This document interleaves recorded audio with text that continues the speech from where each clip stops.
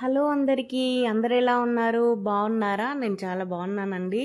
ఈరోజు నేను lemon rice ఎలా చేసుకుంటానో చూపించబోతున్నానండి. చాలా పర్ఫెక్ట్గా సింపుల్గా 5 మినిట్స్లో రెడీ చేసుకోవచ్చు అండి. దానికోసమని స్టవ్ ఆన్ చేసి ప్యాన్ పెట్టుకొని 3-4 నుంచి టేబుల్ స్పూన్ల ఆయిల్ తీసుకొని హాఫ్ టేబుల్ స్పూన్ జీలకర్ర, హాఫ్ టేబుల్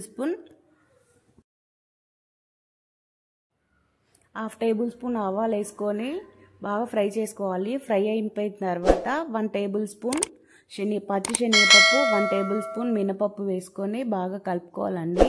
ఎర్రగా వేపుకోవాలి. వీడియోలో చూపిస్తున్నట్టుగా వేపుకుంటే సరిపోతుంది. తర్వాత 3 నుంచి 4 టేబుల్ స్పూన్లు ఇక్కడ పల్లీలు తీసుకున్నానండి నేను. ఆ పల్లీలు కూడా బాగా మిక్స్ చేసుకోవాలి అండి.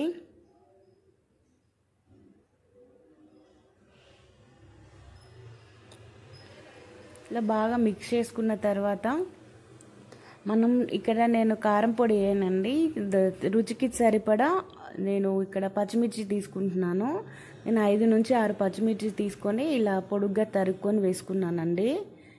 ఇవి కొంచెం ఫ్రై అయిపోయిన తర్వాత 2 ఎండుమిర్చిని మధ్యలో సగానికి విరుచుకొని వేసుకుంటున్నాను. ఇది కూడా కాస్త ఫ్రై అయ్యాక రుచికి సరిపడా పసుపు వేసుకోవాలి అండి.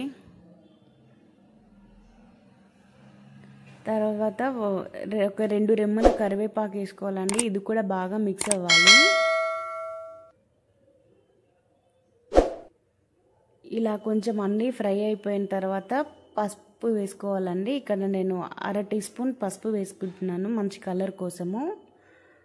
పసుపు ఎక్కువే తినడం మంచిదే అండి ఒంటికి. మీకు నచ్చినంత వేసుకోవాలి. తర్వాత ఇక్కడ నేను 2 మీడియం సైజ్ తీసుకున్నానండి నిమ్మకాయల్ని.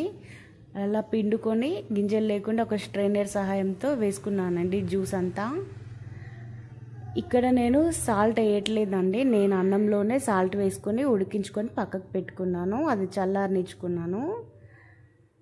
ఇలా 1 మినిట్ నిమ్మరసం వేసిన తర్వాత కొంచెం లో ఫ్లేమ్లో పెట్టి మగ్గించుకోవాలి. ఇలా 1 మినిట్ తర్వాత ఇలా అయ్యిందండి. నేను ఆల్రెడీ ఉప్పు అన్నంలో వేసుకొని పెట్టుకున్నాను కాబట్టి ఇక్కడ నేనేం వేయట్లేదు. మనం చల్లార్చుకున్న అన్నంని తీసుకొని మనం ఎంత క్వాంటిటీ అయితే కావాలో అంత వేసుకోవాలండి. వేసుకొని ఒక 2-3 మినిట్స్ బాగా మిక్స్ చేసుకోవాలి. ఇక్కడ నేను నార్మల్గా ఏ రైస్ వండుకుంటామో అదే రైస్ వేస్తున్నానండి. లంచ్ బాక్స్ కోసమనే నేను ప్రిపేర్ చేసుకుంటున్నాను. అలా బాగా మిక్స్ చేసుకోవాలండి అంతా కలిసేటట్టుగా. ఇక్కడ నేను స్టవ్ ఆఫ్ చేసి అన్నం అంతా కలుపుకొని వేసుకుంటున్నాను. స్టవ్ ఆన్లో లేదండి. ఇక్కడ బాగా కలుపుకొని ఒక 10 మినిట్స్ అలా వదిలేసి తర్వాత తింటే నిమ్మ పులుపు అంతా రైస్కి పడుతుందండి. చాలా టేస్టీగా చాలా బాగా వచ్చిందండి. మీకు కూడా నచ్చితే మీరు కూడా ట్రై చేసి ఎలా వచ్చిందో నాకు కమెంట్ చేయండి. Thank you for watching.